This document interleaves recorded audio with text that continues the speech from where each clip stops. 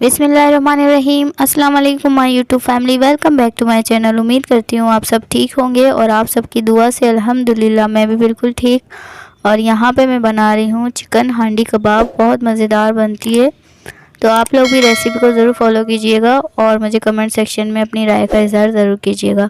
तो आ जाए हम रेसिपी की तरफ चलते हैं। और यहाँ पे मैंने 1 पाव के करीब चिकन ले ली थी और बोनलेस चिकन है, उसको मैंने अच्छे से साफ़ करके वॉश कर लिया था और उसके बाद मैंने इसको चॉपर में ऐड कर दिया है। इसके बाद यहाँ पर मैं साबित अदरक लहसुन ऐड करूँगी। अच्छा, आप लोग अगर अदरक लहसुन का पेस्ट ऐड करना चाहते हैं तो वो भी ऐड कर सकते हैं।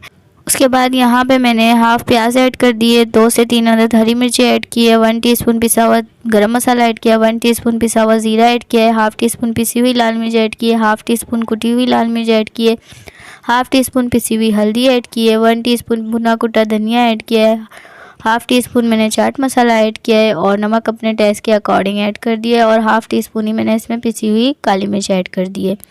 और यहाँ पे 2 से 3 चम्मच मेरे पास ब्रेड क्रम्स थे, वो मैंने ऐड कर दिए। उसके बाद इसको मैं अच्छे से चॉपर में मिक्स कर लूँगी। उसके बाद ये देखिए इसका पेस्ट यहाँ पे बन गया है। इस तरीके से हमारे को इसके कबाब बनाने हैं, बिल्कुल पेस्ट की शक्ल में, ठीक है। उसके बाद मैंने कबाब को अलग बनाकर मैंने सेपरेट कर दिया है और यहाँ पे हम इसके मसाले की तरफ आ जाते हैं। यहाँ पे मैंने ऑयल गरम किया है और 2 टेबल स्पून मैंने ऑयल लिया है। उसके बाद यहाँ पे मैंने 1 मीडियम साइज़ की प्याज थी, उसको बारीक स्लाइस में कट करके मैंने इसको फ्राई कर लिया है।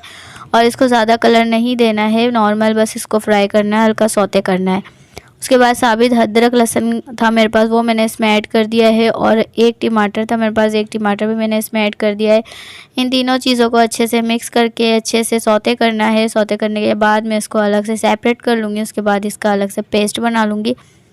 इसमें कलर बिल्कुल नहीं देना है आपको, गोल्डन ब्राउन लाइट पिंक बिल्कुल नहीं करना है। ये देखिए इस तरीके से इसको सौते करना है। उसके बाद यहाँ पे ये देखिए कबाब भी रेडी हो गए हैं। अब हम ये देखिए ये जो मैंने पेस्ट बनाया था, अच्छा इसमें मैंने हरी मिर्चें भी मैंने इसमें ऐड कर दी थी।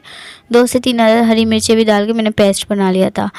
तो वो ऑप्शनल है, आप लोग ऐड करें नहीं तो नहीं, कोई मसला नहीं है। अगर आप लोग तीखा खाना कम पसंद करते हैं तो ऐड नहीं कीजिएगा।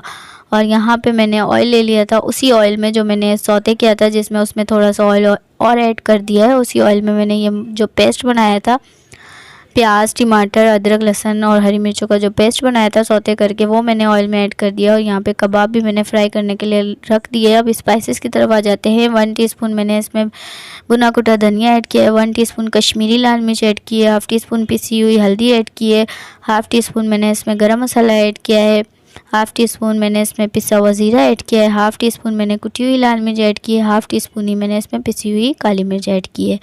अच्छा, कश्मीरी लाल मिर्च ऐड करने से ये होता है कलर बहुत अच्छा आता है सालन का। तो इसमें से अभी से माशाल्लाह बहुत अच्छी खुशबू आ रही थी और कबाब जो मैं फ्राई कर रही हूँ उसकी भी खुशबू बहुत अच्छी आ रही है।